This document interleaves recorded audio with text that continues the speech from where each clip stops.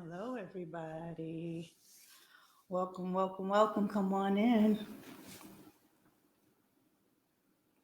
So, we are at the lunchtime tea and book review for the book We Should All Be Millionaires. And the chapters we were reading for this week were chapters 3 through 6. So, I'm going to give it some time for people to join and get in. I got my tea ready this time. I got passion tea today.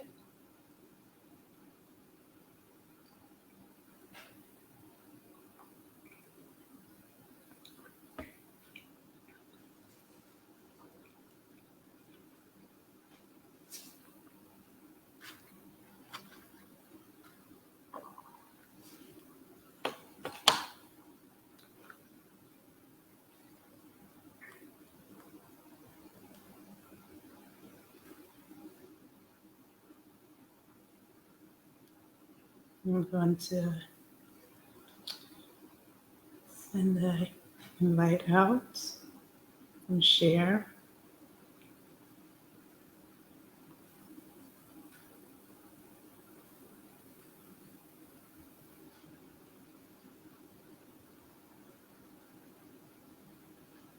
Welcome. Come on in the room, introduce yourself. Waiting for a few more people to join.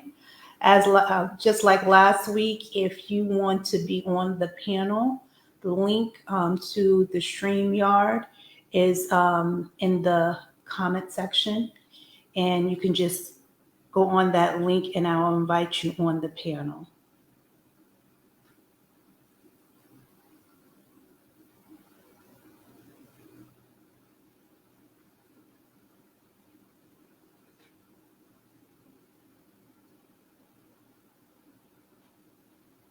We'll get started in just a minute.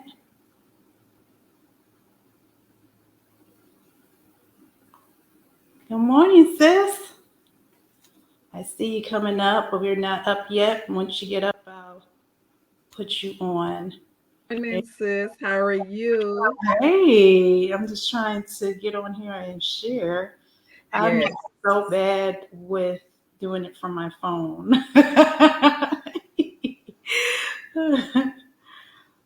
I'm going to do the same thing while I'm on the phone with you. I'm going to share out the broadcast as well. Awesome. Thank you. Mm-hmm.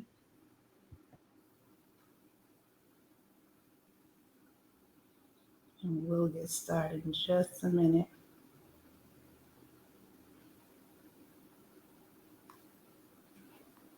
All right.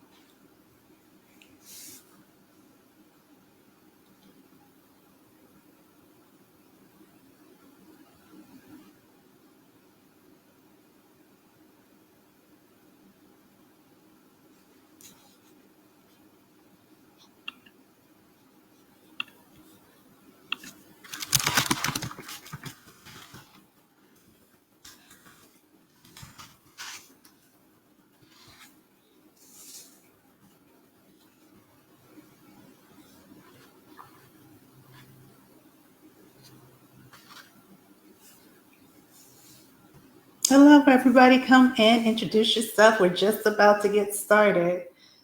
So, these next two or four chapters that we read, I was kind of excited about because I kind of had mixed feelings, and I'll give my commentary later why those mixed feelings were. But we start off, I'm going to get started. We start off with chapter 3, and it's the $1,000,000 decision chapter. And the first quote that's in the book is said, well, first quote in this chapter is by Oprah Winfrey, and it says, "Nothing happens until you decide, make a decision, and watch your life move forward." Most definitely. I do believe that this, like every decision in life, changes the trajectory of your life. What do you think? Everybody can answer. Hey, sis, do you want to come on and the panel with us a little bit. The link is in the chat under the first what am I trying to say? The first chat is there, so you can come on if you want to answer some questions. And also, we were talking. Marilyn and I were talking yesterday, and just giving a perspective of siblings. So either you can write stuff in the chat, but it'll be good if you come on the panel. But going back to the tale of two boos, I thought this was interesting because.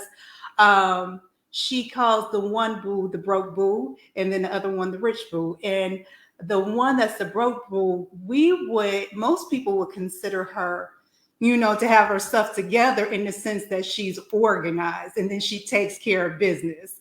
Like most people that I know that are, working women, that are wives, that, have children, they almost kind of fit in this category of broke boo, but I understand where the author is coming from because a lot of these decisions that she made could have been delegated out. So I thought that was very interesting. But if you read it, we're going to get to what some of the decisions that broke boo made. So you can understand why she considered her broke boo. I'm not going to read the whole story, but I am going to go to page 40 where it breaks it down. So she says, let's take a look at some of broke boo's some of the decisions broke boo was making. So the first one, she says she gets along with her ex-husband because she requires practically nothing from him. Why doesn't he get off his A and drive his kids around some of the time? And it's so funny because I hear this from a lot of women. It's like, to keep the peace, they just rather do it all. And I don't know if that's necessarily the best route for you trying to get ahead. Not that you have to be hell on wheels, but at the same time, you don't always have to be so passive. And then it says she lets her boss give her more work without increasing her pay. She's been waiting for a raise to match her workload for more than 6 months and hasn't raised the issue with her boss again or put any boundaries in place. I know a lot of people, of course, do this because they want to just feel comfortable and secure in a job rather than, raise the issue and maybe not have a job. But if boundaries were put in place at the beginning, maybe that would have never been an issue in the first place. And it says she has incredible knowledge around real estate, investing, and instead of taking risk and using it for her own benefit, she helps her boyfriend invest instead. Now he's making extra money and benefiting from broke boo's knowledge, and she did not to get paid for the labor or expertise.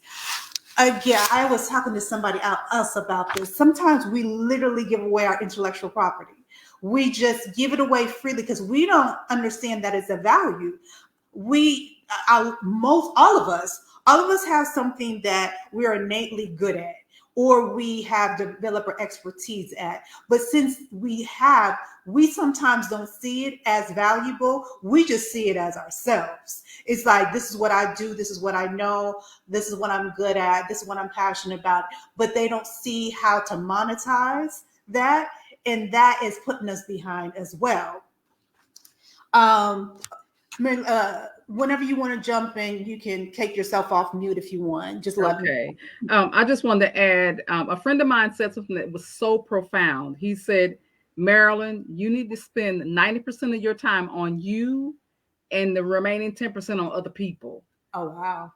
And I think, as women, we are natural givers. And so we will give away the farm, right. Because we're just givers. And I love your word about intellectual property because I hadn't looked at it like that. Mm-hmm. But that really makes a lot of sense because, we're natural givers and we don't even realize that we're giving away in basically our money. Right, we are. Right. Mm-hmm. And so now I had to remind myself that, okay, Marilyn, you gotta focus 90% of your time on your business, on your dreams, and then the other 10% on other people and their stuff.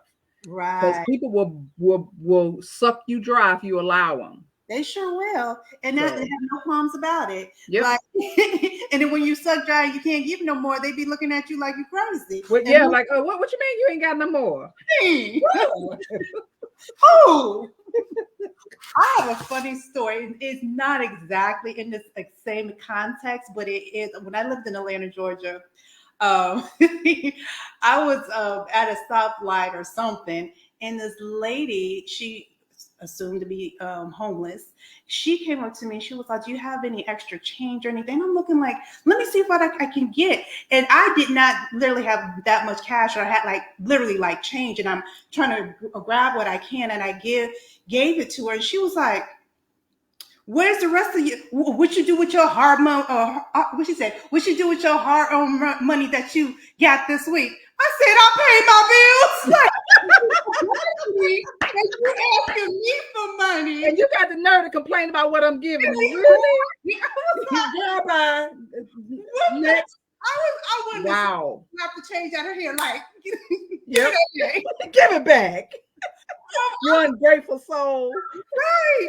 She literally had the nerve to say, "What did you do with your hard-earned money Wow. that you got this week?" What you mean? It's none of your business. Exactly. But you know what, Shamila, in a sense, it does play into this book, because although it's not money, it's our time, it's our It talent. So is. it's very relevant, your story, because and especially when we really realize that, you know what, I need to set boundaries Right. and let them know that, hey, I don't have the time to give to you that I used to. They do get an attitude like, what? What you mean? It's like, I don't even know you. You've been paying my cell phone bill for me. You've been paying my car note for me. You've been doing these things for me. What you mean you can't do them now? Right. Right? Right. So, Hey, I'm sorry. I'm just comment. Hey, Teresa. hey Welcome. Teresa, thank you for joining, girl. Yeah, it's just so funny how people expect. It's like the audacity. Like you really expect that. I'm So like, you really tried it. Are you serious? right. You know, and I know I tell my girlfriends this, and I have to tell Mary in my head, I tell myself, Marilyn, no is a complete sentence. Don't It feel sure like you need to is. explain why you're saying no. Just say no. You just say no. And the freedom I have now with those two words, baby. Mhm. I got Right. more. I got more coin in my more change in my pockets now too. Right. Right. It's so true. The peace that you have. But Mm-hmm. yeah, and Teresa, you're more than welcome to join the panel if you want to. There's a link at the top of the chat if you want to get involved in the conversation on the panel. So going on, she talks about she's taking care of everyone and no one is taking care of her. Her daughter is old enough to get herself around without driving, and both kids and Josh, which is her boyfriend, could take turns making dinner so she doesn't have to do it every single night. Also, why can't anybody else walk the damn dog? Girl, I thought that was so funny. Yeah, what the hell? What's wrong? I got all these folks around here that's able-bodied. Why can't these kids walk the damn dog? But somebody, you know, Right. that's what we do. We do. We we act take like it we're on follow. superwomen, you know. It's so funny. Girl. Because the worst part is that broke Boo isn't making time for her own self-care. She is running herself ragged and Mm-hmm. makes puts off her own happiness and pleasures. She can't pursue dreams when she is running on empty every day. Very true. Yep. Even though she is has good income, savings, a boyfriend, great kids, nice clothes, and overall good life, she's consistently stressed about money. It's the number one source of stress in her life. She doesn't trust herself to make smart spending decisions, so she hoards cash in her bank account. This lack of self trust also prevents her from hiring help, demanding more from her family members, and investing in her own self care, like a personal trainer, which she definitely can't afford, but believes she can. All of this is leading to a very little free time, low energy, and high anxiety, evidenced by the fact. that she is terrible, has trouble sleeping. The saddest piece of broke Boo's story is that she is not pursuing her dreams, feels broke rather than feeling abundant, and is not reaching her full potential of life. Like I said, if they read the story about her or her scenario, she seems like, a happy lady. She got everything going on. She's dressed to the nines. She's Yep. sharp, get Yep. kids together, all this. But she, behind the scenes, she's just running herself She's ragged. falling apart. Yeah. And and I think that is so many of us. Mm-hmm. A lot of us are broke Boo. Mm-hmm. That's when I But you would never know it because we look put together. put together. Not a hair out of place, makeup is on lot. You got on the nice outfit. You're Exactly. to get your outward appearance appears like you got it all together. When in essence you're falling apart. And you're falling apart. Exactly. And a lot of this, again, like you said, a lot of us are this, but everybody else will see like, oh, she got her stuff together. Oh, she takes care of her home, everything, put together. She's in order. Her house is together. All of they think you're in order, but on the actual end, you could be doing a lot to allocate out and not be so stressed and still succeeding in your goals. So that's where Rich Boo comes in. Rich Boo, I think Rich Boo is who we want to be. Yes, as in my head, but in the future too. Like, I'm working on it. Yeah, I like her because I love her. Like, I got a good job, but I negotiated my salary too because I know I'm worth more. Then I got this thing on the side, and I'm making like 175,000. Yes, on top of my. I love that she was able to ask for top dollar, right, in both her salary and then also her coaching business. Because a lot of times, because we don't have the confidence in our abilities, we may be afraid to ask for what we deserve. Exactly. But honey, Rich Boo got it all the way together. Rich Boo got her stuff together. And like she just, what was the other stuff? Let me just go down. Oh, let me see. Rich Boo, the thing I liked about her was she hired a dog sitter. Yeah. She instead of focusing on her boyfriend business, she went ahead and got her coaching business. Exactly. And then, what else was it? She learned how to use her spare time to grow her business instead of going to somebody else's dreams. Exactly. She go to her own dream. That's why I talk about that 90-10. You 90 and give 10 to everybody else. Yeah, exactly. Because if you're empty, you're not going to be able to. You can't pour from an empty cup. And honey, they would drain you dry and drive off. Here are some of the $1 million decisions Rich Boo has made, and that allowed her to be happier and basically a rich boo. She didn't accept the first offer, but negotiated a salary that she felt was commensurate with her worth. Yeah. Mm-hmm. With her experience and the progress and profit she would bring to the company. She has a side hustle that she loves and where she gets to empower women. She charged top dollar for her valuable. We're talking about intellectual property and what she has to offer. There she goes. That was something she's good at, and she's going to profit from it.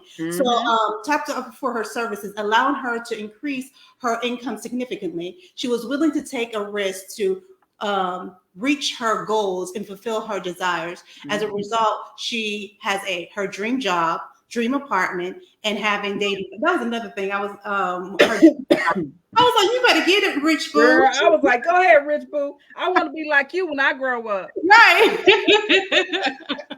Right. Like, look, you will take these kids 1 week and I'll take them the next week. Right. You will, I'm not cooking dinner every night. Okay? Right. And that's so good.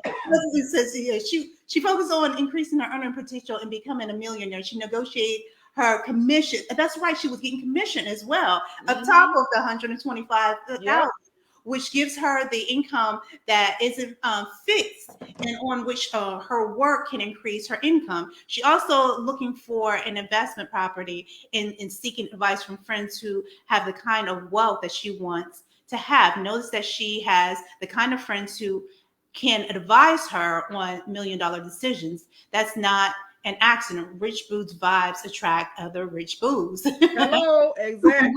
Right. She doesn't try to do everything herself. She outsources to her kids, her ex-husband, to her dog, a walker, which gives her the space in her life to pursue her personal goals and engage in self-care. It also has the added benefit of teaching her kids and other loved ones how to be independent and self-sufficient. Yes, she knows she doesn't need to do everything for other people, for the people in her life, in order to express her love.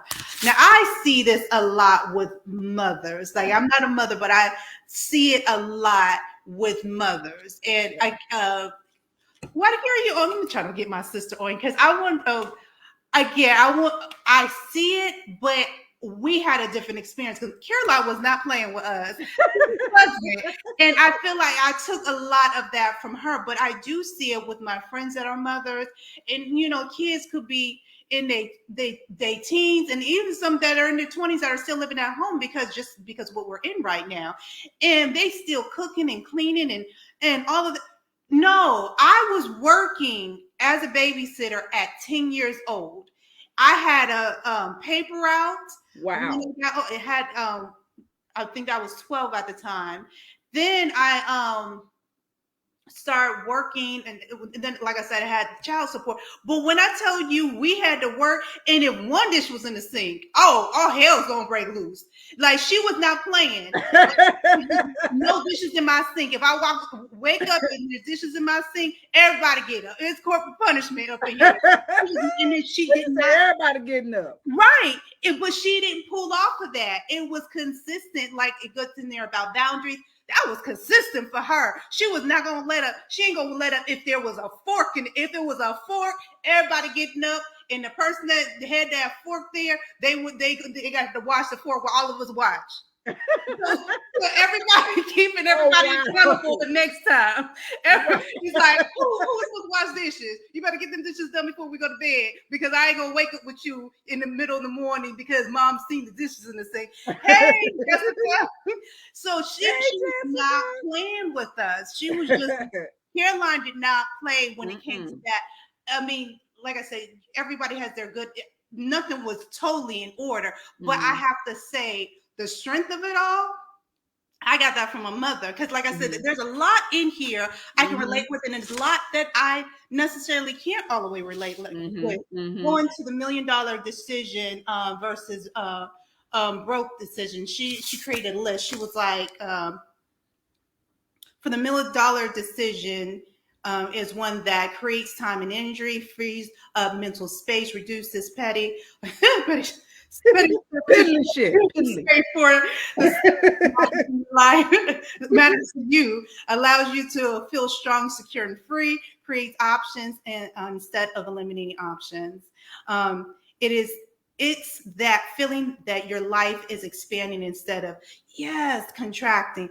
I always want to be in a state of expansion. Same here.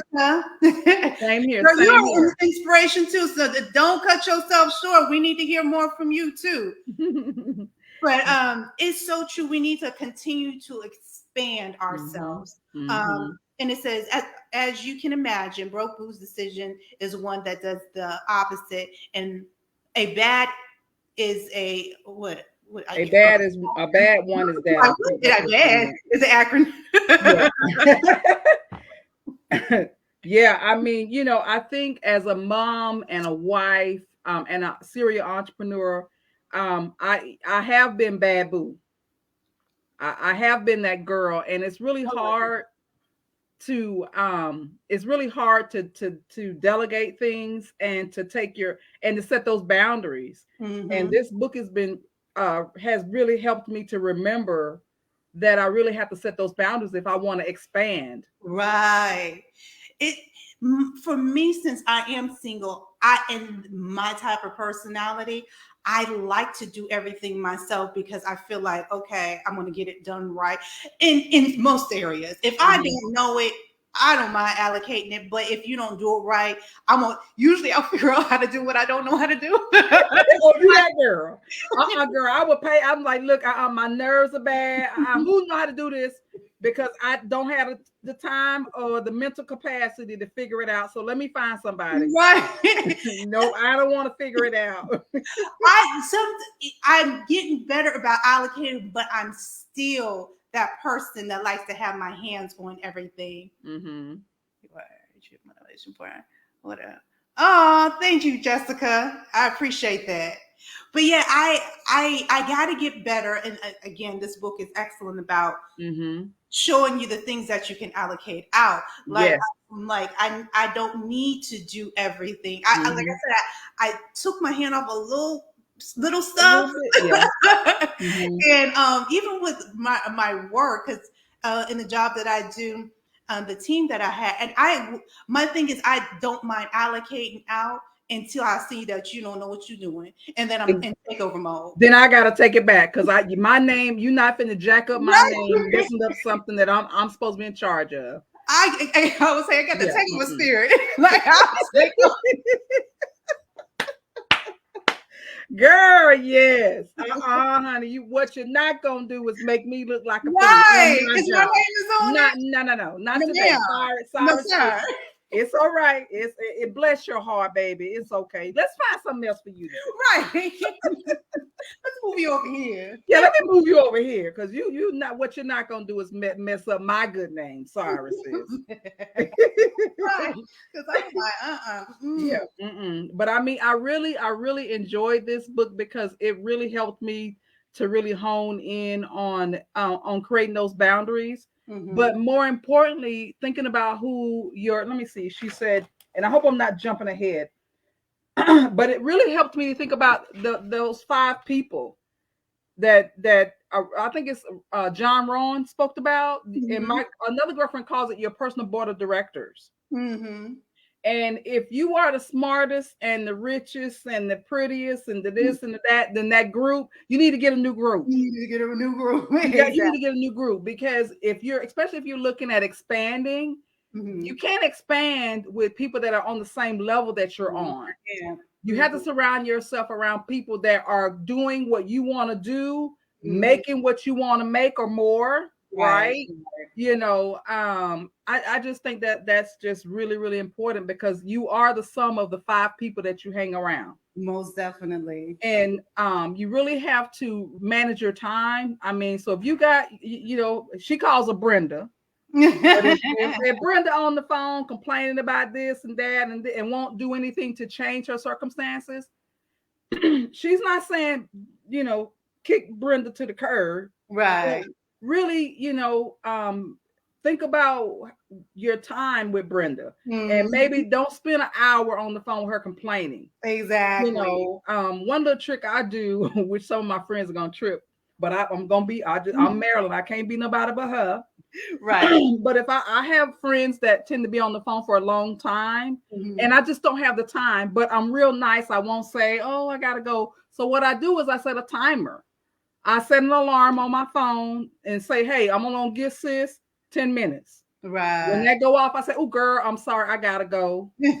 and I get off. So I mean, you really have, especially if you're looking at expanding, you really have to. You have to create those boundaries with the time.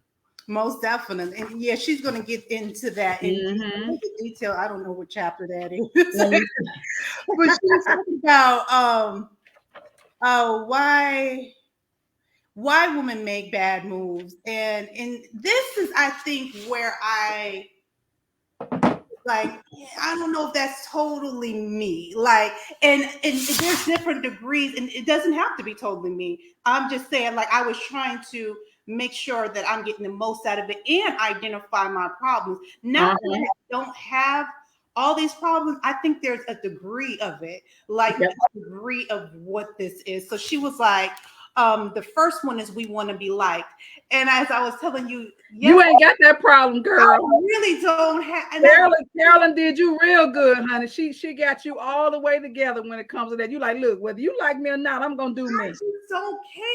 See, and I'm just the opposite. I want everybody to like me. So I mean, I loan you money, and if you don't pay me back, oh, okay, until I'm really that see. too. Like, I don't loan out money in Mm-hmm. the sense that if I don't want to, it's a no.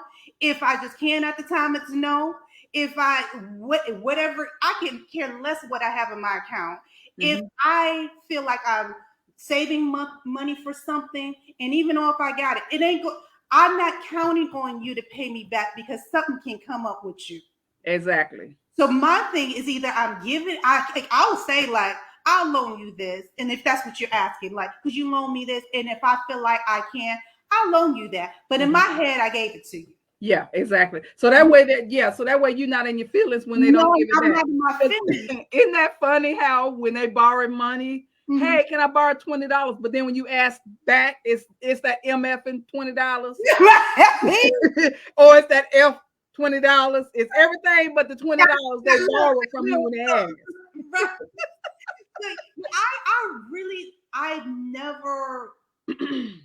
You got your poor people that can hurt you. Everybody kind of does. Like, but when I tell you I'm not in people bondage, I can care less if you don't like me. Take me around. Girl, and I'll be just I sick. don't Oh, know Jesus. here. Yeah, girl, I'll be all in my feelings. I really don't care. You Let's ain't help you out then with that you one, because ain't celebrating my life. If you will leave and go to Timbuktu tomorrow, I will not miss you and you will not miss me. So move around. Period. girl, not be in a fetal position. Right. I'm not gonna sleep. I'm gonna sleep good at night. So when I say I'm trying. I gotta get my sister on the phone. She need to get on here because Girl, text her. out. Did you text her? Is she gonna get on here with us? Let me see what she. But I mean, I just think about one of a couple of the decisions she talked about was bad decisions are, letting the house guest stay in your house for a week, even though you know it'll disrupt your home and your peace, but you let them stay anyway. Right. See, no. Mm-mm. See, No. your car broke down. You done paid all this money to get it fixed, and it's broke again. What I just can't because Yep. I really like my peace. Like I said, the stuff that I feel like when it's just a no, that came from my mom. She would be like, "It's just a no. Like, I don't care who you are." And I told people, don't just come over and interrupt in my house. Oh, it's gonna be hell. You ain't gonna ever like me. And first of all, if you come over unexpected, you ain't getting through the. I will be looking on my phone, looking at you, banging on the door, looking at you, not answering. I would look at the phone. Girl, so no, you don't. Now, I don't mean none Jehovah's Witnesses, but you mean you gonna treat me like a Jehovah's Witness for real? Yeah, if I run around here, city's out because I don't want to get. You know how you do when they knocking, you looking, and you everybody get quiet. Looking at the phone like, girl, no. Oh wow. Okay. Noted. Don't pop up at Shamala's house, y'all. Don't pop up at my house. You will get. Don't come. You gonna get your feelings hurt. You will get your feelings. It just won't. I'm not answering the door because I'm first of all I'm moody by nature, and if I am just not in the mood, it just ain't gonna happen. But the thing is, I'm very honest. I'm very, very, very honest with people. Like I can be moody, and I don't lash out on people because that's not right either. But I stay to myself when I'm in that situation. I stay to myself. I'm not lashing out. I'm not taking it out on people. I think that's disrespectful and it's not necessary. But don't come into my bubble of moodiness. I love it. My bubble of moodiness. I think that's fair. I just think that's fair. Yeah, I agree. I agree. Yeah, being liked was never my problem. Like I remember when I was younger, I had one best friend. She was like sister to me, and we used to call each other all the time. But anybody out, because I haven't always had a small friend circle because I'm just like that. I like to keep. I'm very private. Person, so I'm not going to have a lot of people around me at all times. She was the only one that was allowed to call me because I knew if she called me, it was for a reason. When I tell you, I used to take, this is a teenage girl, me as a teenage girl. If somebody would call me more than once and you ain't that friend, I would be like, okay, I told you what it was. Like, especially like she said, like Brenda, if you having problems and you having the same problem month after month after week after week, and month after month, and we discuss, and I'm trying to be sympathetic, and we walk, this, and you need to do this, and you keep on coming to me with the same problem, I would literally tell, don't call me. You call me once, don't call me for the rest of the day. And my mom was like, dang, like, wow, you was like that even as a teenager? I was like that as wow. when you got the womb like that. That's why I want to get my sister on at the phone. She was like, you were so mean. I don't think I was just blunt. You were just very direct, I think. I was very direct. I'm usually quiet. I'm quiet most of the time, and people don't expect it until they cross me. And then they're like, ooh, because people will try to test the waters or test the theory. Don't test the theory with me. Leave me alone, because I'm not trying to test it with you. So leave me alone. So I was never that to that extent. Now, I'm not saying that I'm so cold that people can't penetrate. Yes, you have those people that you want to like you, that are closest to you, or you want to be loved a certain way, whatever that is. But outside people that you don't pay my bills and do anything, child, you better move around and keep it moving. Like, what I gotta think about, you ain't never Bye, Felicia. Bye, Felicia. You never had that in my life that I'm gonna sit up and have you tell me what I can and cannot become, or have you tell me what I can and cannot do. Child, no, you would never have that much influence on me. Oh, you're not gonna be anything. You're not gonna be anything without. I would Sparta kick you.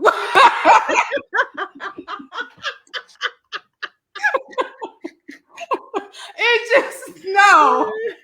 Yeah, girl. But yeah, I resonated with a lot of these because I do have a propensity to want to be liked.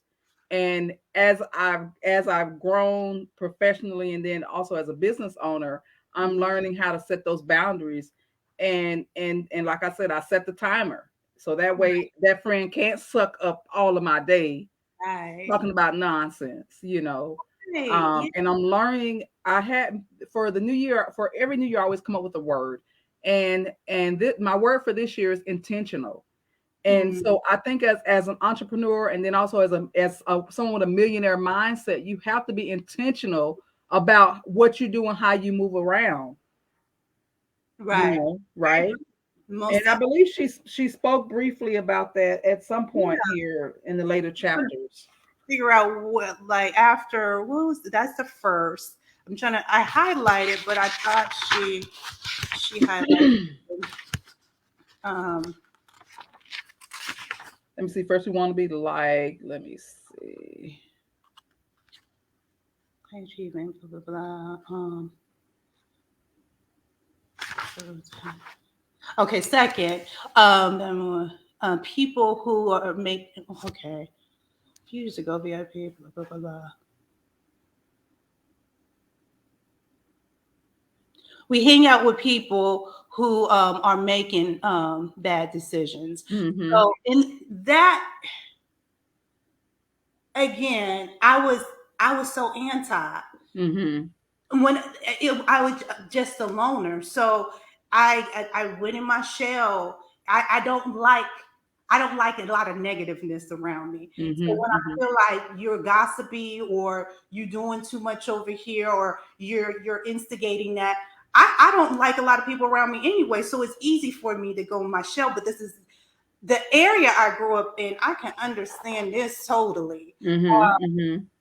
And just like you get yourself in situation, you don't even have to be a part of that crew. If you're around have you ever been around somebody that you went out with a group to dinner and you got the loud, obnoxious people disrespected, and you're like, well, yep. Something pops up or something around you when you see those situations just in the smaller level, not you don't even have to have a group of friends like this. See it, and like if you go out with a group of people and you got some people that are just not all the way right in that group, and you're like, I want to distance myself from this. Exactly. I mean, I think there's a lot of our men that are in prison right now hanging out with the wrong group, giving that friend a ride, and Mhm. he had some illegal substance on him, and y'all get pulled over. Hell, he not gonna own up that as he is. I mean, You driving, you're the one that's gonna get in trouble. So it's all about, who you surround yourself with. Again, if you want to have a millionaire mindset, you have to hang around millionaires. right.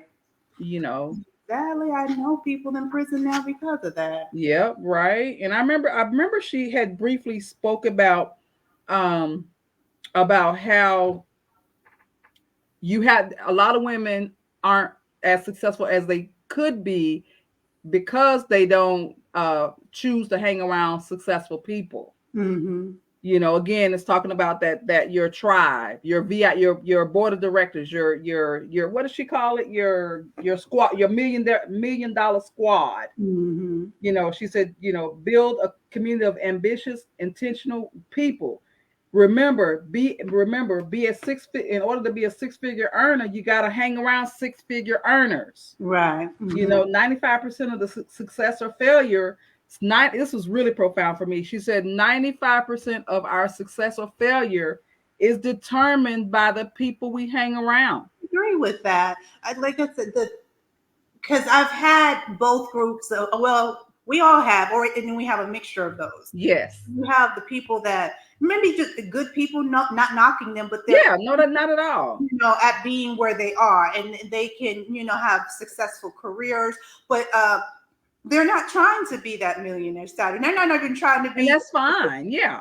the deep, three six figure status. They're not. They're content where they are, and that is fine. But the Hmm. conversation is different, Exactly. and Exactly. the knowledge is different. Exactly. Like the knowledge that you give back and forth to each other, you're not going to get that same dialogue from somebody that's just content. And like you said, that's fine. But if Hmm. you're trying to grow and you're trying to achieve more knowledge, I feel like, of course, my leaps in life had been because I was around a certain, and at the time, it was just, like I said, absorbing the knowledge. It was Hmm. not like I was actively, trying to get my business up, or what, or maybe I was, but I just wasn't there yet. But it was Hmm. hearing the knowledge and being around that. That's what elevates you. You're like, you hear this, and I'm like that person that tucks. I'm like a chickmunk, and I'm gathering. Yeah, yeah, you gathering, because I mean, because the other part to that too is, as an entrepreneur or an expanding entrepreneur, you have to surround yourself around other expanding entrepreneurs, because they understand what you're going through, and they can help you strategize on how to grow. Right, To me, yes, it's fine to hang out with Day and them that's got a job with the city doing whatever. He's not interested. That's your family. That's fine. But if you're looking to expand, you right, really, really, really have to surround yourself around people that have been where you are, because they can help you, right? exactly. And she said her last, well, the last one that she talks about is just having that being in that environment. Mm-hmm.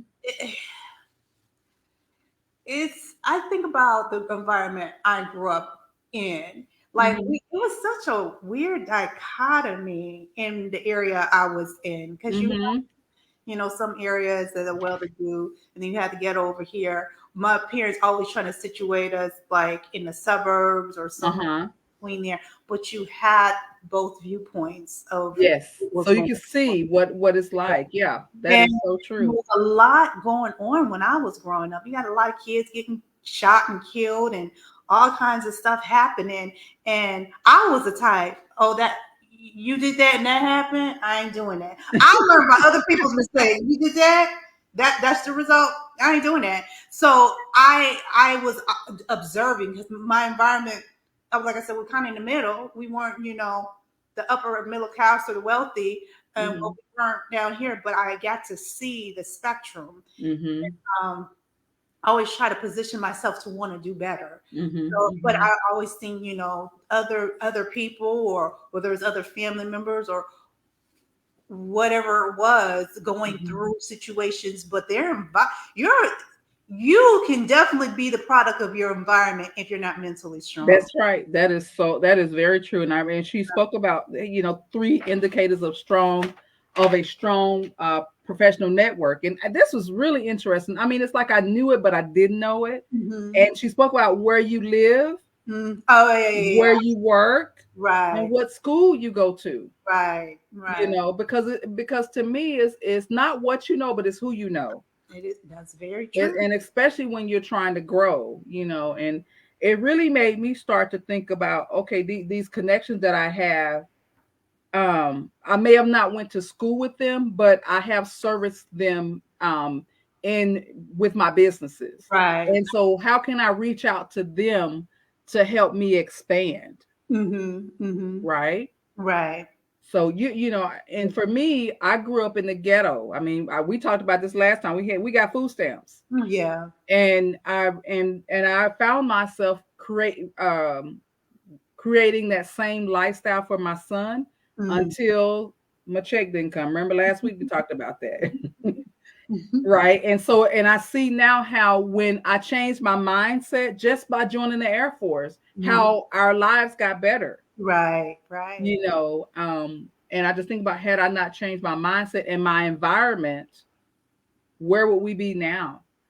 And that's, I mean, it's getting off of this a little bit, but that's, Mm-hmm. I really think is good to broaden kids' perspectives. Like, Mm-hmm. you allow them to take them out their environment, Mm-hmm. allow them to see more than just their environment that they grew up in, and even professions. Like, Mm-hmm. allow them to see different professions growing up, so they can have have that storage of information to pull off of, and then Mm-hmm. be able to see things. So it's like, I feel like it's, and again, this might just be my experience, but I feel especially in the Black community, we don't do that as much. Mm-mm. You're like, well, they old enough, they should know. No, they don't. They don't know. Yeah. Mm-mm. They don't. Just because you get to a certain age doesn't mean you know. Age Mm-hmm. doesn't equate to knowledge. Age just Mm-hmm. equates to wisdom. That's So right. you got to give these kids a chance to see more in order to make a decisive decision. So yeah, I think Mm-hmm. that we need to do better in that area. Mm-hmm. Well, she gave an acronym for Let me. for what is it? Here's a formula for evaluating various scenarios in which you want to make a $1 million decision. W is for one. What do you want to do? I'm not going to go through all of this because Mm-hmm. we are almost 50 minutes in and we're not past the first chapter. Like, only should, S is for should. What are the shoulds operating here? A is for action. What precise action will you take to move you into a decision of what you want? B is for body. What does your body feel about taking its action? M is for more. How will this decision or direction lead to more for you?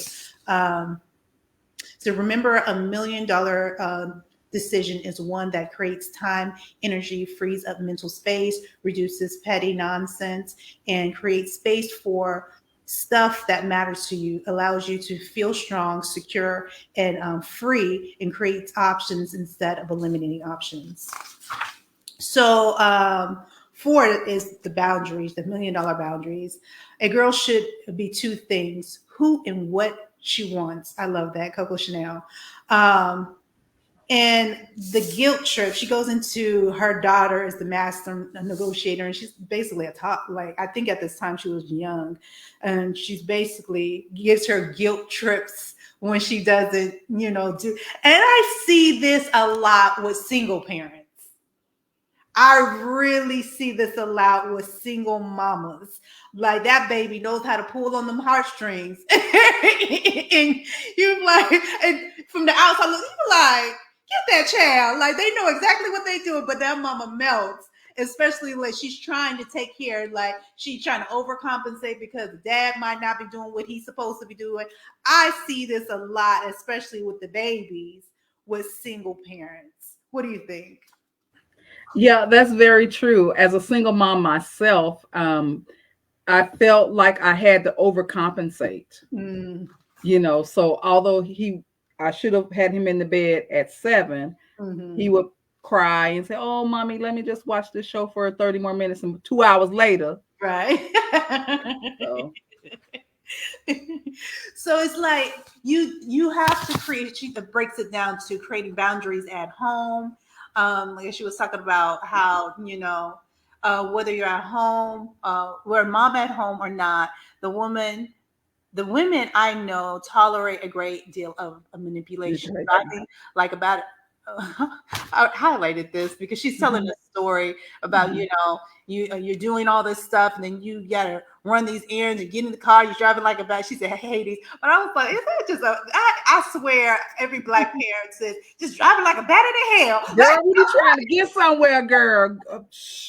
Yeah, yeah, I'm telling you, I remember many times on 2 wheels trying to get to the doggone daycare because I didn't want to pay the $5 a minute it was after 6:30. Right. Girl, I be get on 2 wheels.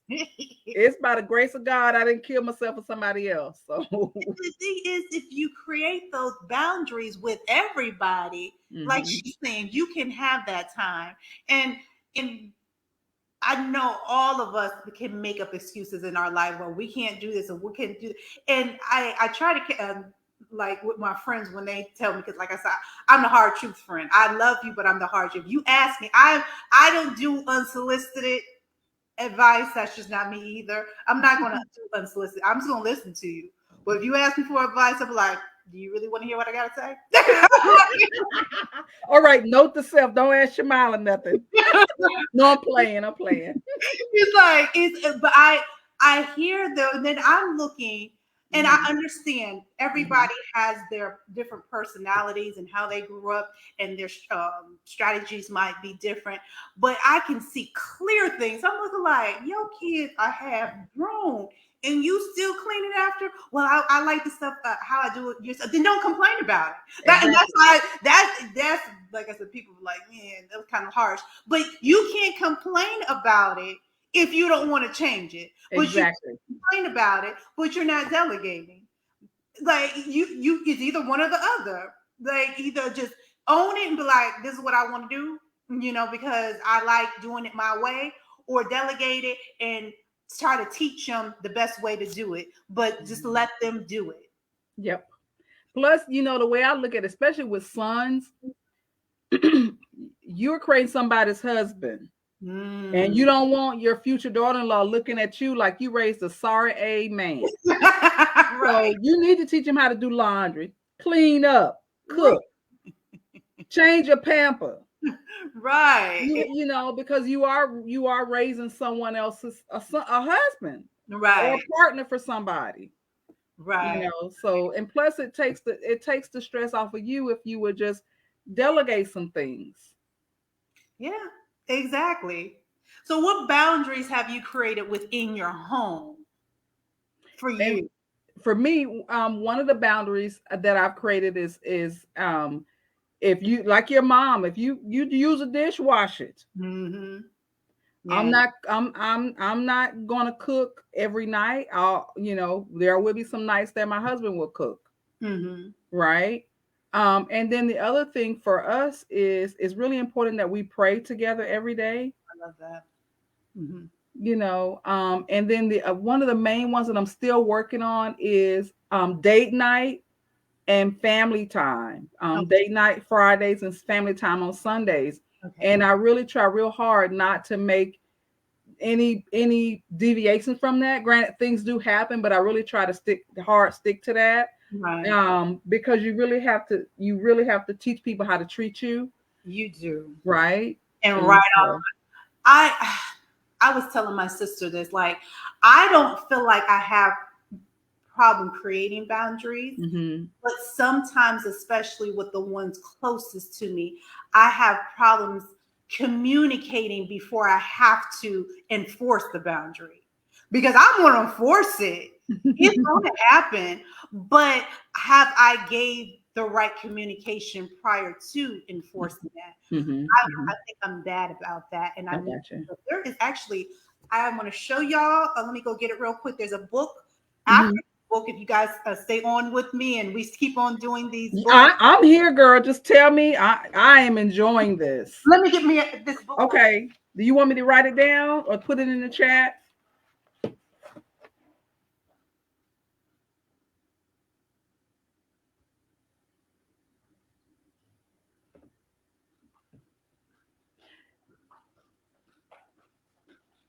So this is a book that because I need this for myself because I need to be able to articulate clear boundaries from the jump. If I do something, somebody does something, and I'm just because I'm gonna give you the side eye. My face says everything. Yours too.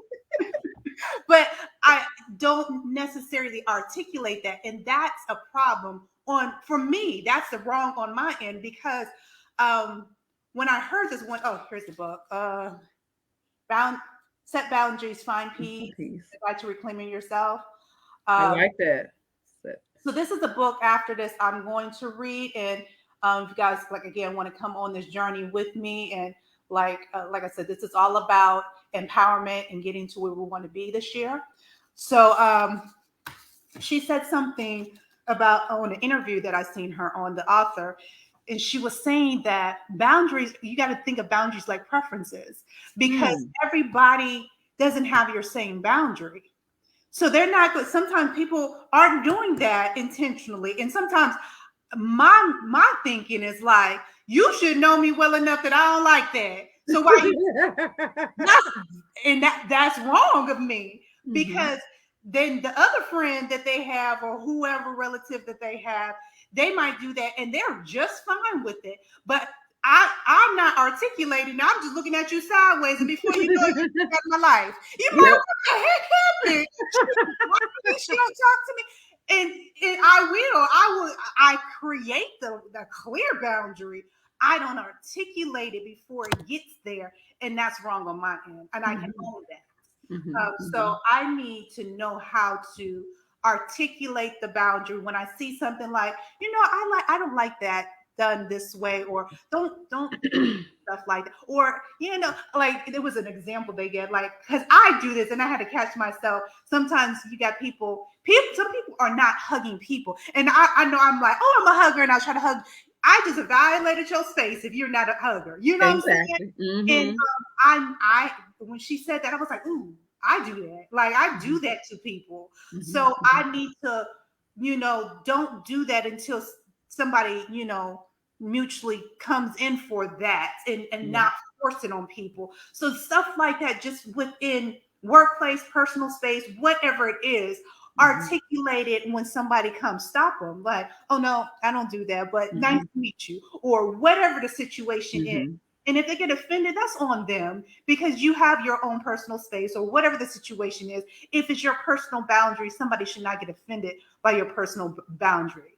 So me, I know I need this because, again, I will enforce boundaries like they the Constitution or they law. But I never set a clear boundary in the first place. So I'm enforcing something that I never clearly said. So like I said before, you kicked out my life, and I don't know you because I'm the queen of that. And they're like, well, what did I do? What happened? It's like, but yeah. So going back, that I own that part. Because that's bad on me, but I do own that, and I see that in my personal life. I think I communicate, which is funny because some people are a little bit worse at communicating boundaries at work, where I feel like I actually articulate a little bit better at work. Like I tell people, don't be calling me after 4:30 now. Like, don't do it. I ain't unless it's like a deadline. Don't be calling me. I'm not getting paid for that, and I don't feel like going through all the work to put in overtime for that 15 minutes that it took for you to call. So I'm not going to answer unless we're in deadline, peak time for whatever. Don't be calling me after. I'm not answering. Oh my God. I know for me, whenever I have challenges articulating the boundaries that I've set, I have to think about our lovely diva Rhonda Uh-huh. and channel my inner Rhonda and say, how would Rhonda say this? And put on my counselor hat. Right. And my voice gets nice and soft and sweet. And then I say whatever I got to say. I like that. So, I really like that. So, how do you set boundaries at work? Is that something that you have an issue with, or no? well, you know what? I don't. I'm. It's kind of in between. It depends on the person. As I'm evolving, I'm learning to set boundaries more when it comes to in the workplace. But it really depends. Mm. But again, if it's someone that I really really like, and I Mhm. don't want to say no, again, I channel my inner Rhonda. But if it's someone I don't really particularly care for, I don't have a problem telling them, "Oh, girl, now, mm-mm." I gotta get better. I really do. It's so funny. Before I even read the book that we're Mhm, reading now, I seen this book, and I was like, mhm. "Oh, I need that for myself." Yeah, I can't wait to read that. That's gonna be really, really good. I need that because I mean, I'm a people pleaser. I, I really, really am. I'm not, but I can be hard. Okay, not all the time verbally harsh, like I said, but my cutoff game is strong. Like it just See, I need, yeah, that's the reason why the Lord placed you in my path at this point because I need you, girl. Because yeah, my cutoff game is, yeah. and Unless I don't like you, then yes, no yeah, problem. but you always have those people because sometimes it's those couple of people that you let linger way longer than they should. We all have those because we see the potential or whatever that is in Yep. them, and we let them say, do, and stuff that we will let nobody else in the entire world do. And then at the end, people are like, wow. I ain't gonna name names, but I did that with one of I my know, girl. Yeah, we going with this Vegas. We going. a girlfriend, and I was I don't know. It was like I was making excuses for, and I don't know why. Uh-huh. Some of them were, it was like the stuff that she would do and say was like microaggressions and lightweight prejudice. And I was looking Oh like, wow. and I was like trying to give her a benefit of a doubt. And then one day I was like, why am I giving this heifer a benefit of doubt? When I say at that moment, it was block, block, block across the, I didn't give her a heads up. It Oh was no, wow. because I felt like before that I would have conversations, and then Mm-hmm. you're not getting anything. You can't tell me, I don't care. We're older now. You can't tell me that you don't know what you're doing at a certain age. She Now knew. you just can't. Mm-hmm. You might want people to think that, but if I'm being stank acting to you, I know I'm being stank acting or whatever I'm doing. You know, at a certain age, I don't need to teach you how to be civilized and respectful. So once it gets to that point with me, you block, chick. Like you just whoever it is. Like, and I was wondering. I was telling a mutual person that we've known because I knew the girl for a long time. Mm-hmm. I was like, I don't know why I was giving her a benefit of the doubt. Like I was just trying to pacify the situation. I don't know what Mm-hmm. I was doing, but when it clicked, block, block, block, block, and you don't exist. Like there's no conversation. What are you having a conversation about? See. I don't know. I'm not. I don't do that. Mm-hmm. Um. So she goes into on page 67. She said, "Women are complicit." I do agree with this. I do. Like I said, in some areas, for me is not as apparent in the other areas. But I think about even the things that we do that we're not aware of. Like Mm-hmm. somebody says a stupid joke and it's really not funny in the workplace and we'll laugh about Or it. appropriate, exactly. And you laugh about it. Yeah. When you really should call them out on it. Yeah, and I usually, like I said, my face tells it all. It really does. But sometimes I don't vocalize all the time what that face is saying. I mean, Mm-hmm. probably the saying, but I don't vocalize. And I think I need to not be able to vocalize it in anger, be Mm-hmm. able to vocalize it respectfully and to educate and move on. And if you don't get it, you're just blocked. So Mm-hmm. again, I feel like my thing with boundaries is being able to express my boundaries once I see something and express it. Not like I said, I don't necessarily ever think I have expressed a boundary unless you have done it so many times. And I usually am that calm person. Again, my face says something else. But I need to get better about being very vocal about what is right and what is wrong in my presence and what I don't like, because that's my preference. So and so else may accept that, so and so else may be okay with that, but over here, I don't like that. So we can be very complicit when it comes to, I feel like more so with men in our environment, whether that's personal or professional.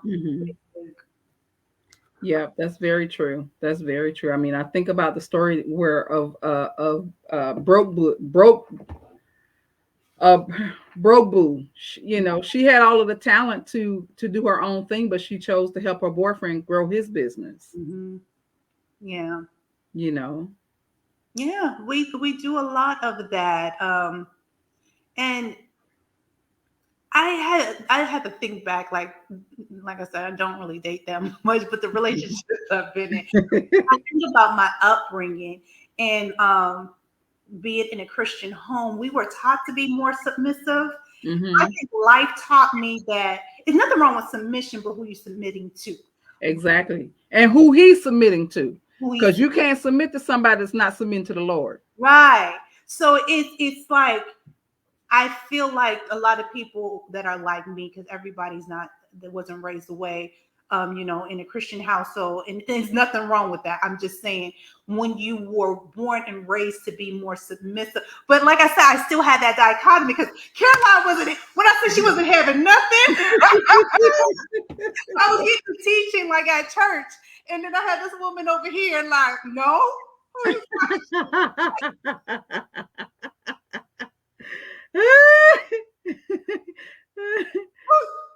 talking to? You could. And the funny thing is, that's what I remember. My dad cooking, my dad fixing the cars, my dad working. And when I say I used to sit on my hair, and that man tried to do my hair too. Like, oh, bless his heart. He tried to do your hair. but still with that, I had that in me that I didn't have a balance in a sense that for within me, I should say this. It was more like you love somebody, you should take on whatever. And I don't know where I got that from because I clearly wasn't seeing that. I didn't, but as I got older, like I think I would try to pacify, like, oh, if this person is for you, you help him work out stuff, and instead of allowing him to own his own stuff. And I feel like now, because it's so funny, because people would see me, if it's especially at the beginning of a relationship, people will see me in a relationship, they're like, oh, Shirley's so soft. Let somebody do something, and it's done. It's like 9 days. Like he did. It's like, who is she? Like, it's like, oh, food and doing all domestic and child, let something happen. It was like somebody to flip the switch. Who is she? Who this woman? Who this woman? So I learned that there has to be a balance. Like, it's just because you're in a relationship doesn't mean that that person should not be accountable. And I don't know where I had that from because that's not what I was seeing.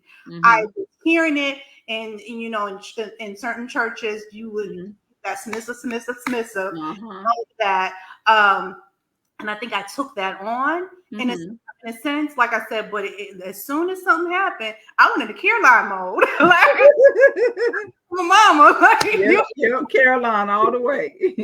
But I think I have a good balance now because I'm not going to even let it get to that point. You got to show me up front who you are and with your boundaries up front. Yep. Letting you get into a full force, and then I'm trying to navigate through the foolishness. Yep. And so yeah. That is very true. Boundaries are the solution, and I feel like it is. I feel like that's why I want to get there because I'm not there. I feel like a lot of the issues I had, if I would have created boundaries when I seen the issue, a clear boundary, and stuck to whatever I said I was going to do, I wouldn't have had the problem. But I let things linger for whatever reason, Mhm. and then it was a explosion in me, and I'm just cutting off stuff when Yep. it really did never had to come to that. Mhm. And at least I could identify that in myself, that Shamila, you need to learn. And I don't know why it becomes, especially those ones that is closest to you, Mhm. because like I said, outside people, I don't care, and like I I, don't care enough with that. But inside, I think I have less boundaries when and it's the small things that build up, I think. So I need to learn how to articulate when I, like, again, when I see it, whether it's I don't like stuff on my counter, or I don't like whatever the situation is, whatever the boundary is, or how somebody said something or whatever. But communicate that up front, create yep. a boundary. If that person respects you, they're not going to cross that boundary or keep on pushing, because I think when people do that, they're trying to see if you're going to keep it. And I don't like when people, like I said, try to test the waters on you. Mhm. Mhm. For what? That Yep. that's a red flag. When I'm telling you I don't like something, you trying to test the waters, or you just trying to poke, like, when people are, Poking the bear. Yeah. Keep poking the see and the button, and eventually gonna get bit. Yeah. yeah, it's like, why are you doing Why? that? Why are we doing that? Yeah, Mhm. I don't understand why people do that. So yeah, I got to get better at that. I got to get better. So those boundaries chapter. Same here. I have to get better at it too, sis.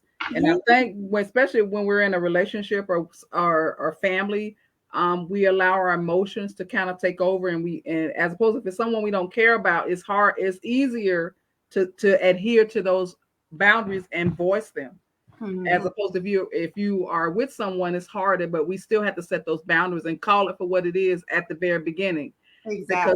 because I think that when you call it for what it is, you protect your peace. And that's what she was talking about, even being those reinforcing boundaries. Yep. Like, again, we were saying earlier, like how you would laugh at a joke that's not really funny, because I've caught myself doing that, and I'm like, why did I laugh at that? Hmm. And she was like, if you're being nice when you don't want to be, you're really just lying. And that's the truth. It's like Ooh. some of the stuff that we do, we're being nice, trying to save face, or we're being nice to try to keep the peace, or make people feel like that we're more, palatable for everybody. I don't. If it's not a funny joke, it's just not a funny joke. If you're being Hmm. misogynistic, I need to call you out on your BS. If whatever has happened, like I, that's another thing. Not all the time, because I remember just recently. I remember being somewhere, and I was having fun, and then a song started playing, and I realized what the song was, and I was looking like, I just stopped, because, like, when you were younger, you start dancing and stuff, but when it's a disrespectful song, I was I'm not going to sit up here and pretend like I like it. Hmm. Exactly. What I want. That's so. It was like an old Snoop. What is it? And something. Ain't no fun when the homies can't have nothing. Oh yes. Sing that. Wow. Like, that's just disrespectful Hmm. Hmm. Very to much so. every woman that's around you right now. Hmm. So no. No. Yeah. And No, turn that off. Yeah. I just no. Mm-mm. Nope. um where am I at with this? She was saying, she said, what she said, no is a complete sentence. When we set boundaries, we don't have to explain ourselves. If we don't want to do something, if they don't, we don't have to exaggerate why we don't want to do. Child, I got a headache, and my throat hurt and my back hurt too, so I ain't gonna be able to make it. No, I'm not gonna do no long explanation. It's just a Mm-mm. no. It's a no for Yeah. me this time. Yeah, I'm not gonna sit up there and pretend. It's just a no. And she was talking about, if you have to be okay with disappointing other people, because you're most of the time, most people, I don't know about these days, but we want to feel like most people are Mm-hmm. not trying to, disappoint you or, Mm-hmm. hurt your feelings. So if I say no, I'm not trying to hurt your feelings. I'm trying to keep my peace or whatever the situation is. Exactly. Those situations, I'm not, but people are people. They're going to get their feelings hurt if, Mm-hmm. in certain situations, but you got to be okay with that. Mm-hmm. You rather put yourself in a situation where you're uncomfortable and you feel out of place, and you're to pacify this person because you didn't want to hurt their feelings. Yeah. Mm-mm. Mm-mm. Yeah. And again, it just goes with protecting your peace, because I mean, you got, just like you just said, if you say yes when you really mean no, and then you're there and you're miserable, you're looking at your watch, like, oh, God, it's gonna be. Why I, do that to yourself? Just tell them no and move on. I mean, I tell people, sometimes people ask me, and especially when they know me, I'm like, "Church, I'm antisocial and don't want to be there." well, yeah, you told me that a couple of times. And I'm like, okay, but I love that about you, because I know you. I know that, hey, Shamila's not the kind to be out amongst everybody. She's not the social butterfly that you are, Marilyn. So so it's okay. I'm gonna love you anyway, Yeah. because you told me, hey, girl, I don't even like people like that, child. I love people. I want to see them at their best, best version of themselves. I want them to get everything they want to accomplish. But most of the time, I don't like y'all. There's always something like, and I mean, I'm being facetious, but not all the time. Like, because some people are messy, Mm-hmm. and even though you want the best, even for the messy people, being around a lot of people at always something's gonna come up. And I'm not the type of person that likes to be in mess. So to eliminate that, and I love being I need alone time because I'm a true introvert. Introverts not necessarily just don't like talking and being around people, but they get the energy from within themselves. That's how they recharge, by being by themselves. Where extroverts, they recharge by being around people. Yep. For me, I literally recharge being by myself. I need that alone time. So I'm not gonna pretend. I love y'all, but get around a lot of people consistently, usually something pops up that for me, type of person, I don't want to deal with. Mm-hmm. People start talking about somebody, made up something, some type of misunderstanding. Somebody done told all this stuff over. Nobody got time for that. I just don't Yep. got time for that. Mm-mm. Mm-mm. Okay, so now we get to our $1,000,000 squad. I really love this chapter. It's Yes. so true with me being the type of person that always wants to do stuff by myself. I need to learn how to identify those people and being able to see who I need. Like I've been saying for forever, I need a mentor. I don't know who that is yet. I feel like that person is like when the student's ready, the teacher come. I feel like it happened to me at some point, Mm-hmm. but I'm still looking because I feel like I need that at this point in my life. Just haven't found that, and then just Mm-hmm. knowing who, like I know I need a financial advisor. I know I need a business coach. Just the different things where before I was just, like I said, trying to do everything on my own, but Mm-hmm. I don't know everything. Mm-hmm. And Mm-hmm. I can't know everything. I cannot be an expert Expert at everything. in areas, and Mm-mm.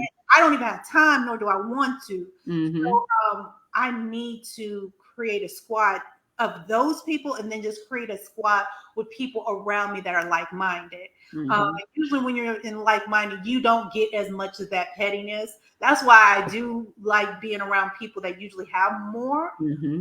than me, because you don't get as much pettiness. You don't feel like you're competing with somebody you didn't know you were in a competition with. In the first place, yeah. Well, I ain't even trying to compete against you. Like we ain't even doing the same. I want to eliminate all of that, and you still ain't gonna eliminate all of it. I know that just because people are in a higher tax bracket, you still got petty people in a higher tax bracket. Mm-hmm.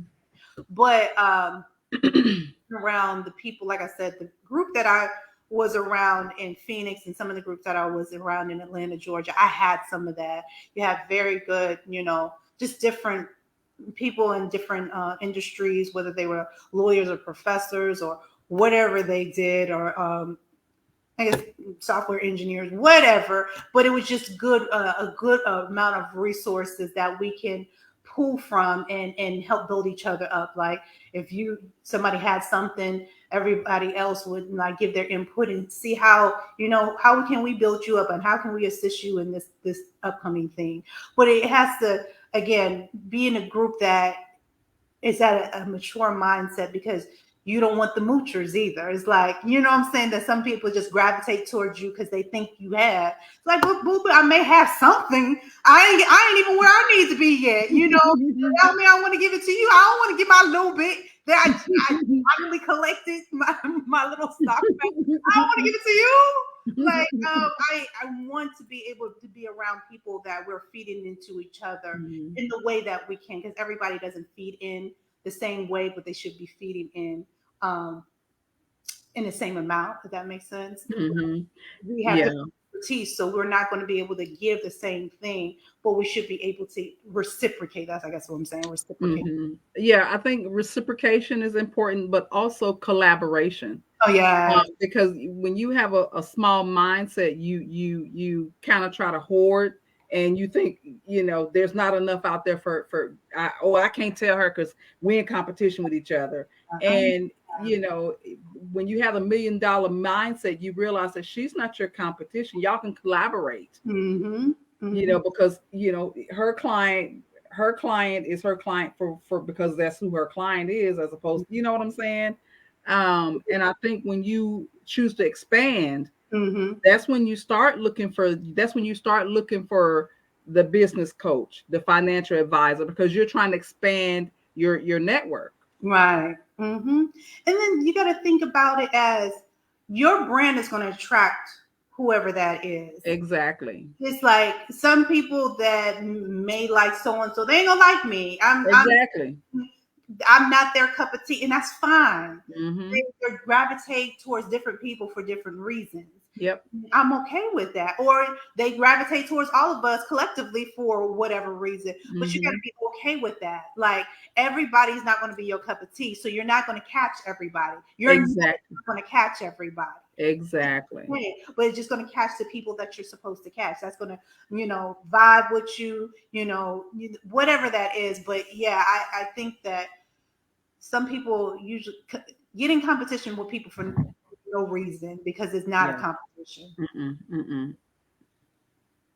So what she gets on $1 million, she said that find a group of people who challenge and inspire you. Spend a lot of time with them and it will change your life. She goes on to say, who you spend time with can predict your success with great accuracy. That is why building a community of ambitious, intentional humans around you are also on the journey to building wealth and success is crucial.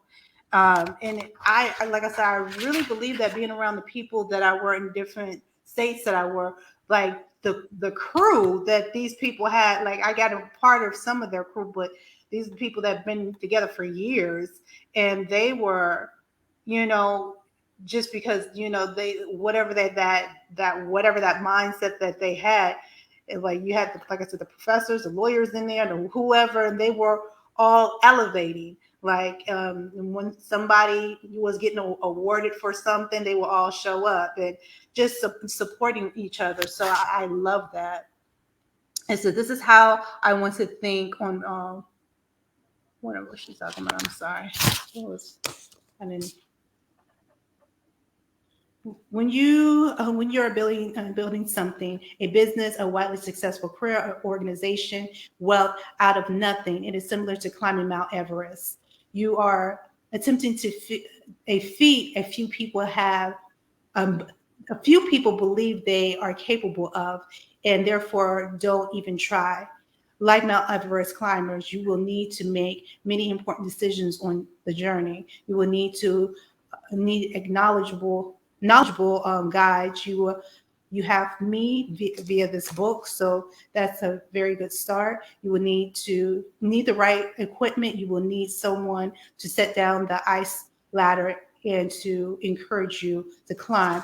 And it's true. This is a journey. This is a journey that we're all on, and we need the right tools and the right, resources along this journey. That's why I'm like, right now, like, again, trying to do it all on my own is not going to work. Mhm. It's not. We need to It takes a village. take It takes a village, and so you have to surround yourself around people that are like minded. hmm exactly. Um, you read this quote already, but Hmm. 95 percent of your success or failure in your life is determined by the people with whom you habitually associate. So it's very true. Like, again, that's why a lot of the time, like, I'm the cutoff queen. Once I start seeing stuff in you, um, because people is, I don't know what it is. It feels like this is more of the last 20 years. People have gotten exponentially crazier.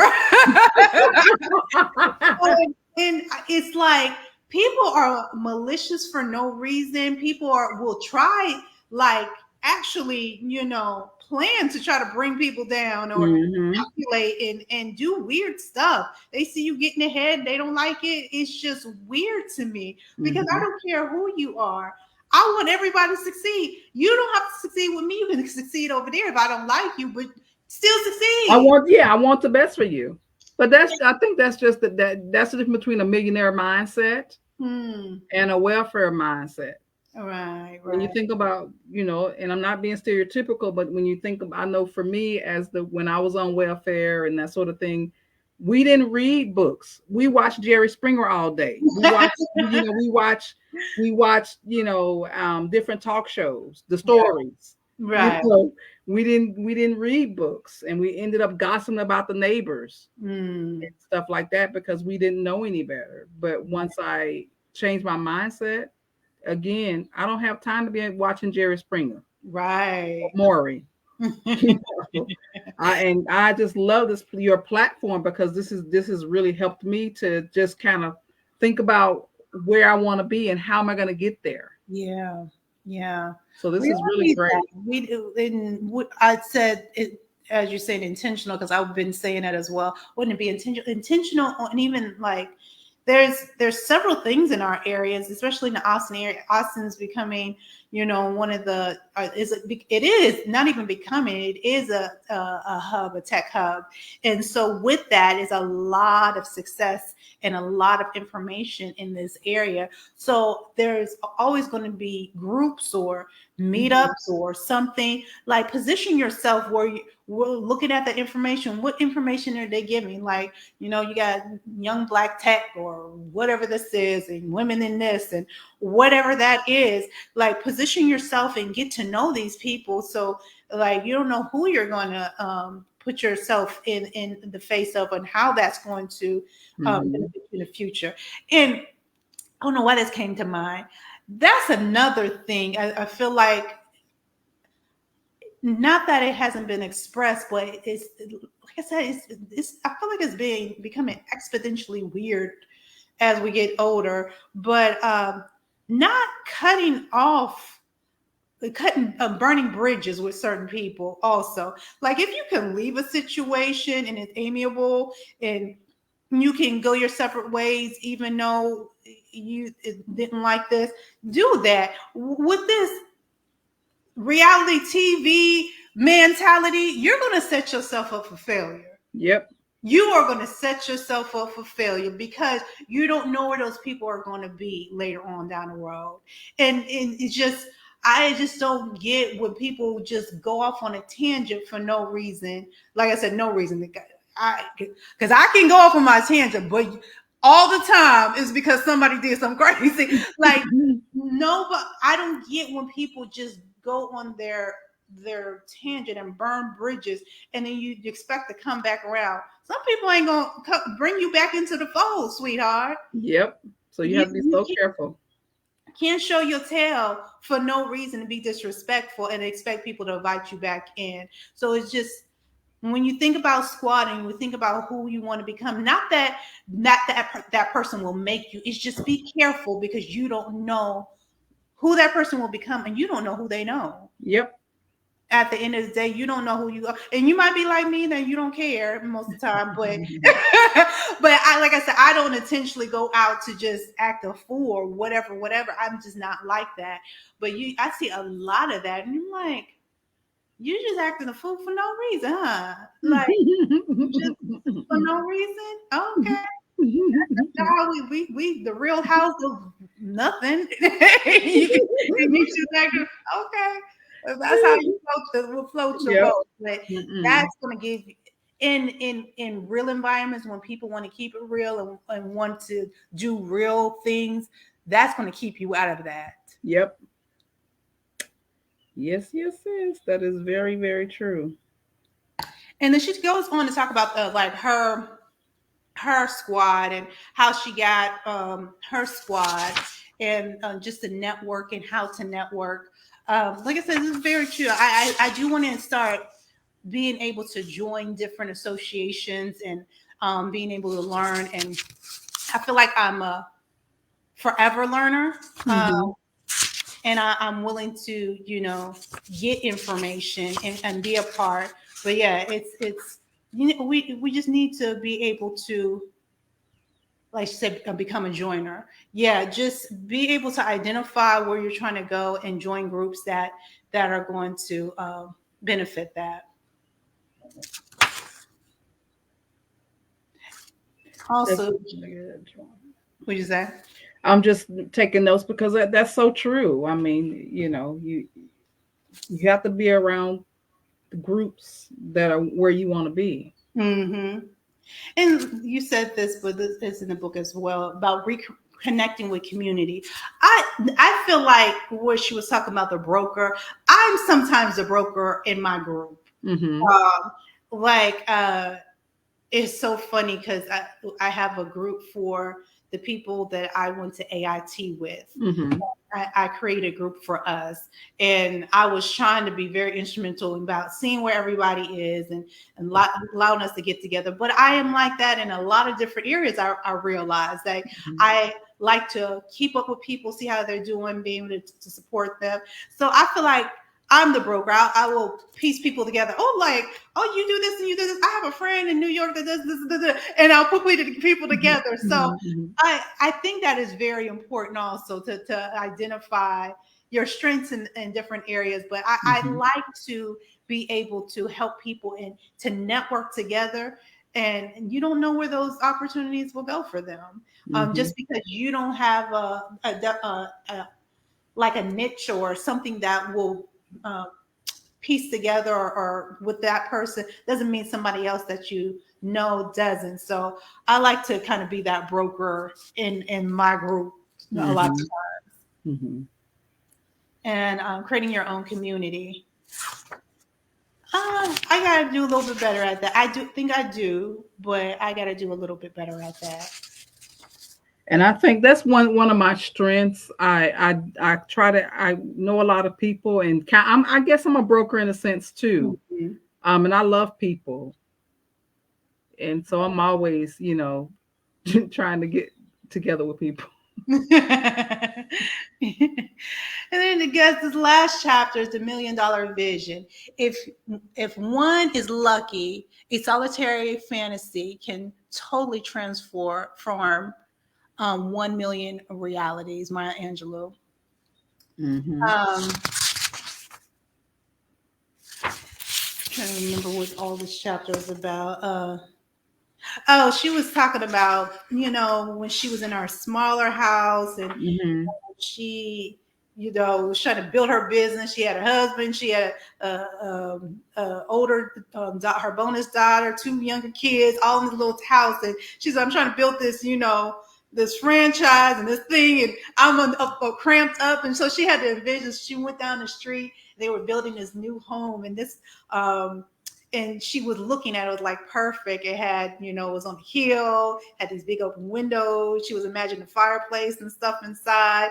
And she was like, that's what I want. That's what I, so she went home and she found it online, and she was just seeing how much it would cost. She was like, maybe I can afford that. And you never know. But it was like $2.7 million Mm-hmm. or something Mm-hmm. like that. Oh, wow. He was like, okay, so no. And she calculated it to see how much would a $2.7 million be for a month, and that was like $12,000 to, Wow. just for a mortgage, and then you count up, utilities and other expenses, the kids' school, and the things that you want to do. But she made the vision very clear for what she wanted to do. She was like, no matter how much money she had, she didn't want to pay $12,000 a month for a home, Mm-hmm. but Mm-hmm. she would be able to do like 5,000 for her Mm-hmm. mortgage, and that was like $1 million home. And then she added up, of course, the kids' school, all the stuff that she wanted to do. She wanted to pay for her mom's rent or mortgage, and she wanted to send her kids to this private school, and she wanted to be able to,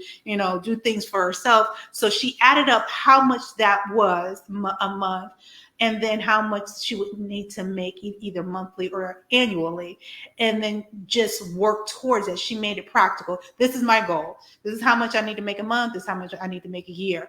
And I do that to a certain extent.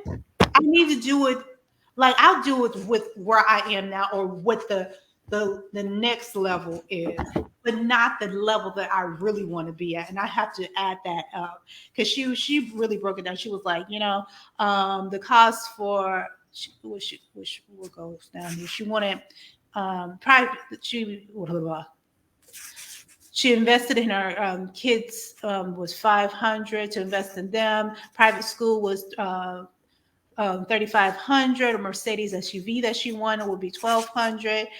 She's talking about family vacations, be 2,000 per month, and then housekeeping 4,000. Like, these are the stuff that she wants, but she knew that at the end of that, she had her budget, or what she needed. So she needed to make 25,000 per month, 300,000 a year, and she was like, "That's doable."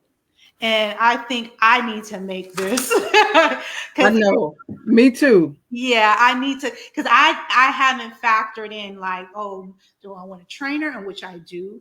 I want somebody to be able to come in and thoroughly clean my house one time a month, because you get so busy, you clean and you spot clean and make sure everything's nice, but when do you really thoroughly, for real, thoroughly clean your house? You don't. When you're moving out, So and then you probably pay. Or when you know somebody coming, then when you when you got something to do or something like that. But Mm-hmm. to really thoroughly clean, I don't do that often. I clean, do the necessities, so because I don't like mess, so I'm going to Mm-hmm. clean. But to thoroughly clean, I said I want to be able to do that once a month, to have somebody come in and thoroughly clean once a month. So I really need to make that. I need to make that happen. And she was like, how you feel makes you money. I like this because I remember years ago, I had a blog called Brazen Sophistication when I lived in Atlanta. And I wrote in my blog about pretty penny confidence. I And love that. because like, either in the military or just any time, when you have a new penny set on, doesn't it make you feel good? It does. And I think it's so important that that's where I talk about, I think it's so important that we invest in ourselves. Yeah. You know. Uh-huh. So she was just talking about the things that make us feel better. And I think I was talking about yesterday. And not that, I mean, I do like my hair straightened, but I don't do it often just because I don't like heat damage. But that's like my power move. It's like my super power. What I do, my straight hair and get my power suit, and I just know I'm something. Like, it just makes me feel good. It just makes me feel good. Mm-hmm. And it's like she was like, don't get her wrong. She's not telling you to spend money, but what makes you feel good? Go and get your nails done, whatever, dressing a certain way, doing a certain thing, getting your latte. When you feel better and you feel like you're $1,000,000, you attract that. Yep. It literally is like you're manifesting that in. So we need to start doing things that make you feel good. Yep. And so you can draw in that. That is so true. That is so true. Well, sis, I've got to go. I've got another meeting. I've got to go on at 2. But this has been amazing. What chapter are we reading next? Which chapters are we reading next week? There is part 2, chapters 7 through 9. Okay. All right. And, Well, I've got to go. This has okay. been amazing, Y'all want amazing, to finish amazing, up, amazing. and then we'll talk to you next week. Yes, ma'am. All Bye. right, bye. So yeah. So how does money make you feel? So she was talking about feeling states are better determined. Feeling states are a better determinant of our success outcomes than numbers. Emotions like compassion, gratitude, a healthy degree of pride in yourself leads to success. So if you feel like $1 million um, every day, then you will likely feel like, wait a minute, I'm sorry. If you feel like $1 million every day, you would likely become $1 million um, relatively quick, even if you are only making 40,000 per year right now. However, if you feel broke and defeated every day, then you will likely stay broke and defeated. This is such a simple concept, but it's quite revolutionary. Like one of my dear friends says, you got to feel rich to get rich. Now it's time for you to create a vision for the life you want. Maybe that includes a big house, monthly facial appointments, a private school for your kids, or maybe it includes a tiny house, zero debt, the freedom to travel, and whatever you want. Maybe your dream is to become a IO. I don't know what that means. Goat farmer and a French baker or a Chilean winemaker. It doesn't matter how outlandish, outrageous, and downright insane it seems, as long as it's your dream, not one the society tells you to have, but the one that your heart desires. Your vision should be big, hairy, audacious, and mindful. And this is talking about dream big because most of the dreams that you're going to accomplish, if you don't dream big, usually you do not even accomplish the small goals because they're just not big enough. It's a specific, difficult goals lead to higher performance than no goals, as well as vague, abstract goals such as do your best. So there whereas ho hum goals that feel really attainable, like you have 100% chance of achieving it with no little to no effort, are a bit of a snooze fest. Ho hum goals don't get you hopping out of bed in the morning. They are the type of goals that you forget about and never revisit, and ironically, still don't achieve because you are not motivating, even though they are attainable. So, the point, your thoughts about what you are capable of can hold back your capabilities. When you set a big goal, you jolt yourself out of your self-imposed limitations and become more mindful. Mindfulness requires you to be present and gives you a fresh, positive perspective on the world. And you are back to being bright-eyed child who was not afraid to share her dreams out loud and fully believe in their possibilities. You're not worried about the future, you're excited about it. When we set a big, exciting vision for our lives, we are making a mindful choice to stop living on autopilot and go after exactly what we want. There's another reason to make your goals big and seemingly ridiculous. There will be fewer competitors since most people aim for average rather than greatness. There is plenty of room for you at the top. So she gives us a list how to live like a millionaire. Step one, mentally upgrade your everyday life. Step two, run the numbers. Step three, brainstorm Moneymakers, step 4, commit to your first stage upgrade.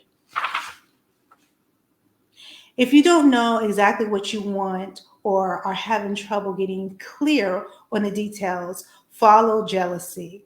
I thought this was interesting, to follow jealousy, because we always think of jealousy as negative. I still don't know if I, you know, am, totally taking hold of this and believing it. The word jealous, it says, derives from the Latin word zelusu, whatever that means, which means full of zeal. So, in many old languages, the root word for jealousy had a positive connotation and refers to um, emulation, devotion, and watchfulness. I too believe jealousy is a positive thing and can be a sign of what we want for ourselves. Your desires will help you birth your ideal life. So, no, I don't know about that, but um, I see if it, of course, if it's defined as full of zeal. But I guess the negative connotations over the years make me revisit that a little bit. Um, Historically, women have been pushed to their desire, punished, I'm sorry, have been punished for their desire, wanting sex, wanting food, wanting money. These are all things for which our society has punished women. We shame women for gaining weight. We shame mothers for working too much and caring too much about their careers. And the worst thing that we think could happen to women is that she should be a stripper and use her powerful body to make money. This is going ongoing punishment for our desires is has trained us not to want. It has dulled our appetites and our ambitions. It has made us afraid to dream. The result is that many of us dream too little or not at all. If you are struggling to create your $1 million vision, practice wanting. Every morning when you wake up, before you jump in the shower, make breakfast, or start meeting the needs of other people, ask yourself, what do you want most right now? And then listen for the honest answer. Take the time to pause and notice what you are craving. The more you listen to the inner voice, the more clear the $1 million vision will become.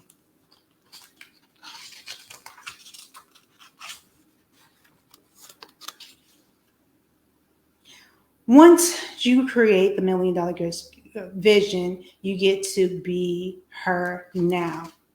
Ask yourself authentically, who is she? Who is this woman that you want to become? Who is she? Who is this woman who is has everything that you want in life? What is she like? How does she spend her time? How does she feel when she wakes up in the morning? What are her daily habits? How does she adorn herself? Who does she spend time with? What is she creating? I really like that. I do need to do that. And she's saying this, but she was saying basically becoming her now is not telling you or giving you permission to, be irresponsible and get into debt. It's just, it's a mindset change. And then it's on page 114, it gives you 25 ways to be her now. And that is the end of chapter 6. So next week we're going to do part 2. Yes, part 2, chapters 7 through 9. If you're still with us, we enjoy. Come on and with the ride with us, and we're going to get through this together and create these, squads and get our minds together and create these goals and achieve them. So until next week, I will see you later. You have a wonderful day and a wonderful weekend. All right, bye.